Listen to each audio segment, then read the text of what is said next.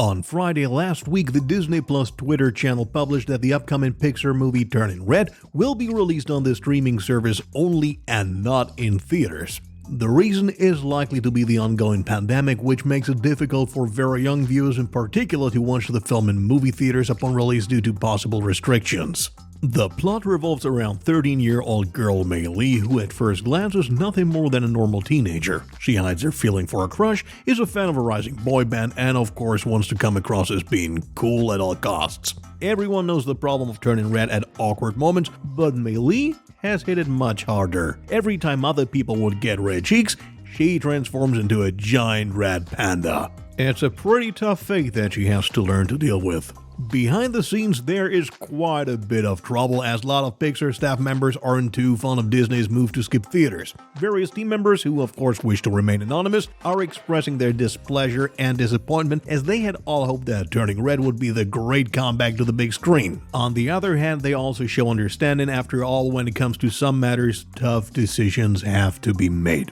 Their next hope would be the Pixar film Lightyear, which is due in June this year. Turning Red, however, will be released on March 11th, 2022 already. The Batman fans won't have to wait much longer for its theatrical release. It is therefore all the more pleasing that we are regularly receiving new images from Warner Brothers during the important promotional phase. In the last few days, some new pics have appeared on which not only two well-known villains, but also the Dark Knight himself can be seen. First, let's take a look at the bad guys. IGN shared a snapshot of the Riddler and the Penguin last Sunday. The shot of the Riddler in particular caused some buzz in the movie community. After all, so far you have barely been able to make out the Batman antagonist in the teasers and trailers. However, it is not only the fact that you can finally see the Riddler in all its glory, but especially the way in which the Riddler is presented that has caused some confusion. On the picture, he looks clearly different from the role of Jim Carrey in Batman Forever, for example. The situation is similar with the Penguin. We already know him from older Batman movies. In particular, Danny DeVito's weird version from Batman Returns comes to mind. Colin Farrell's portrayal actually looks more like a mob boss from a Martin Scorsese film. So all in all, we can say that both villains look much more realistic and less like an adaptation from the comics. Whether that's a good or bad thing will only be seen upon release anyway. Two more pictures appeared via USA Today. On one of them, we see Robert Pattinson in a gloomy scene. The second, much more exciting picture, on the other hand, shows Batman and Catwoman in front of a picturesque skyscraper setting. As we've known since late last year from a synopsis by Cinemax, in The Batman, Bruce Wayne and Selina Kyle are childhood friends, which of course should provide some emotional tension between the two. If you still haven't had enough of the images, you can look forward to more snapshots directly from Warner, where you can see all the characters mentioned again from a different perspective, as well as a few behind-the-scenes shots. In summary, these are some great pictures that whet your appetite for the blockbuster. The Batman is scheduled for release on March 4th, 2022.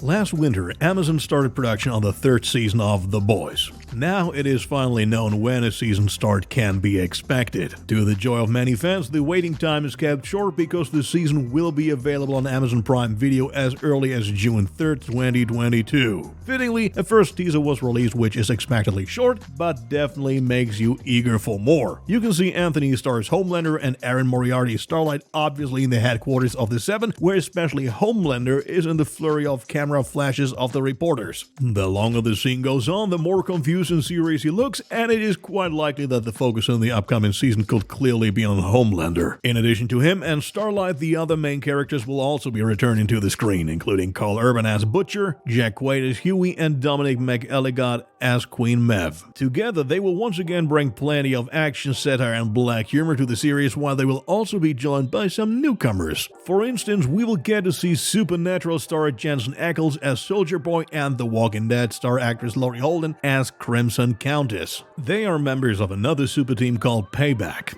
Showrunner Eric Kripke is in charge of production, while the infamous duo of Seth Rogen and Evan Goldberg will also keep an eye on the same thing. The first 3 episodes of the third season of The Boys will be released on June 3rd, after which a new episode will be released every week.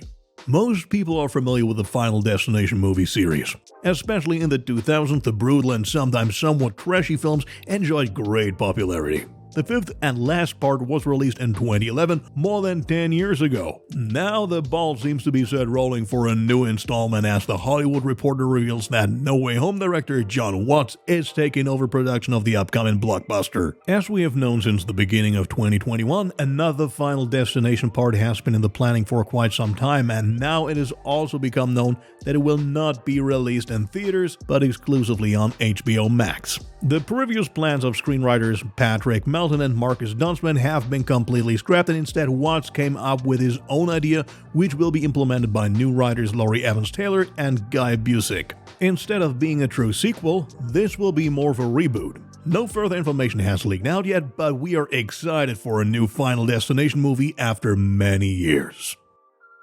So far, there are 2 movies in the Indonesian action series, The Raid. The last one was released in 2014, again directed by Gareth Evans. Fans have been waiting for the announced remake for quite some time now, and as Deadline reports, it is gradually moving forward. Streaming giant Netflix recently acquired the rights to The Raid and announced a few new additions in the process. Evans is no longer in talks as director after the 2 original parts. Instead, the Expendables 3 director Patrick Hughes is now to direct the remake and simultaneously write the script with James Buford. Behind-the-scenes action legend Michael Bay is also involved as a producer, which is quite fitting for a film like The Raid. He's joined by aforementioned Gareth Evans, who will also be keeping an eye on the production. The original is set in Indonesia, where a police officer has to brutally make his way through a high-rise full of criminals. While the storyline was rather subtle, it featured brilliantly choreographed martial arts scenes and very bloody confrontations. The planned remake is supposed to keep the spirit of the original, but the location of the action will be moved to Philadelphia in the USA, where undercover agents of the DEA have to fight their way through a house full of members of a drug cartel. We are definitely excited and are looking forward to the Raid remake, although it is not yet known when the film will be released on Netflix. And the night from Sunday to Monday, it was that time of the year again. The Golden Globe winners were honored for the 79th time. A special novelty this year was the digital award ceremony without any glitz and glamour. Instead, the winners were announced quite unspectacularly via social media. In addition to the individual winners, the unofficial ranking among the numerous streaming services is particularly interesting. After all, Netflix has been one of the biggest winners in recent years. This year, however, Netflix was beaten out by HBO, which won the most trophies with a total of 6. On the acting side, Will Smith in King Richard and Nicole Kidman in Being the Ricardos won Best Actor and Best Actress in Motion Picture Drama respectively. The most prestigious Golden Globe for the Best Motion Picture Drama was won by the novel adaptation The Power of the Dog. Squid Game actor Oh Young-soo also won an award in the Best Supporting Actor category. On the musical level, the jury was convinced on the one hand by Hans Zimmer's compositions for Dune as the best movie score, and on the other hand, the duo of Billie Eilish and Finneas O'Connell was awarded for the best movie song. They were responsible for the new Bond track. The Golden Globes are often considered a precursor to the Oscars. Globe winners have a good chance of winning another trophy. We are all the more eagerly awaiting the Academy Awards, which will be held on March 27th, 2022. For those of you who haven't seen it yet, this week we recommend our original for Avatar 2. In only 11 minutes you will be up to date with the latest news on the sequel. Also, for fans of apocalyptic action films, the third trailer for the sci-fi movie Moonfall is definitely a must-see.